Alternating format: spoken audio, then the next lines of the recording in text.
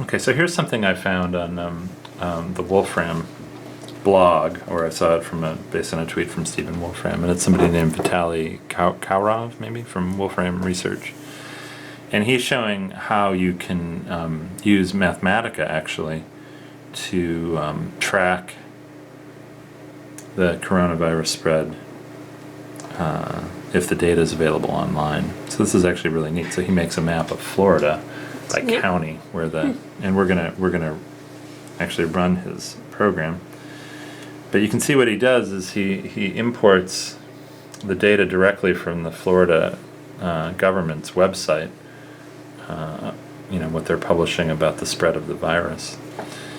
And then when he did this, when was this published? 2 days ago. 2 days ago. Okay. So when he did it, this was the total data. It looks like I don't know. Was that about 20 cases total? Mm-hmm. And then he just goes through, and we'll run this code in our Mathematica, and then he makes some maps of the counties, and then the spread, the number in each county, and then he makes this big graph at the end. Oh, actually, sorry. It's up at the top. It's up at the top, incorporating all of this information. So this is a neat way. The thing at the bottom is he's showing how you could actually track it.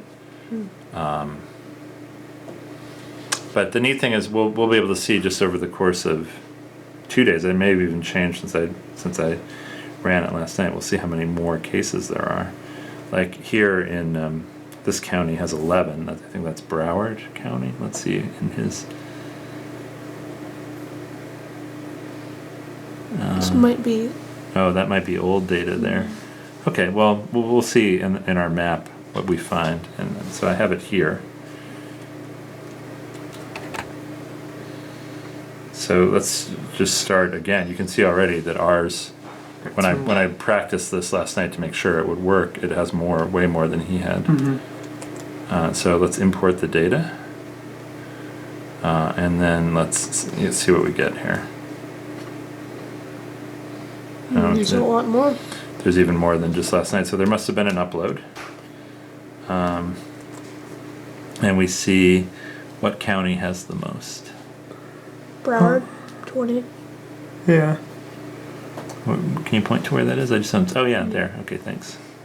Broward has 20, and in his article it had 11. just 11. So it's not surprising that it had more. It spread a little bit more. So now we'll do some of the data processing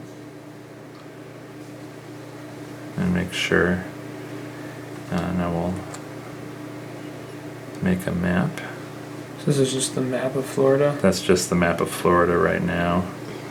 But we can update the counties. So many more counties have it. Cases per county. And now we can have the cases per county. Yeah. That's running still, but it should update. There we go. Momentarily. And then it wasn't, I didn't get it to overlay the numbers in the county. I guess I could try again, or maybe I didn't copy all of the code in. But his map actually overlaid the numbers by county, but we can actually see where the counties are now. So there's a bunch clustered around sort of the bottom of Florida. Yeah, that's where Miami is. But it is coming up we're seeing more counties on the other side here too, compared to what he had. And maybe we could go back and forth on these bubble maps between his from a few days ago. 4, 3, 2, 1. Whereas as of right now, it's 20. Well, there's a 5 above the 20, so it's 5, 28, 3, 4, 1. So the number of cases is increasing. It's certainly spreading very fast. Mm-hmm. Yeah. So what do you think about this? Do you think it might be interesting just as a project for us to kind of track this every day and see how it spreads? Yeah, it'd be interesting.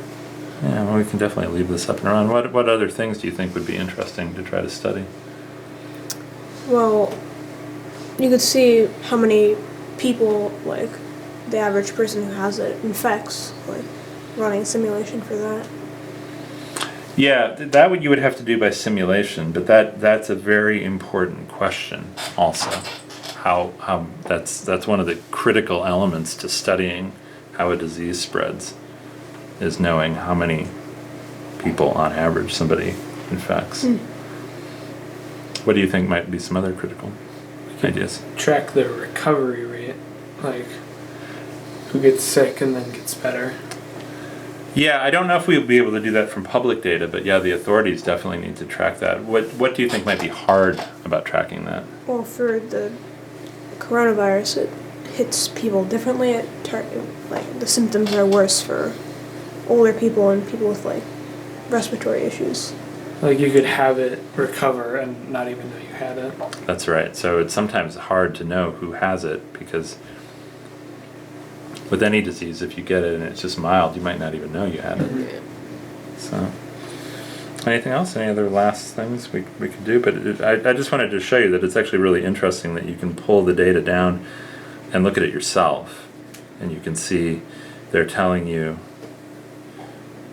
which county the person was in, how old they were, male, female, and the cause that they believe to be the cause anyway. And they're saying was it travel related.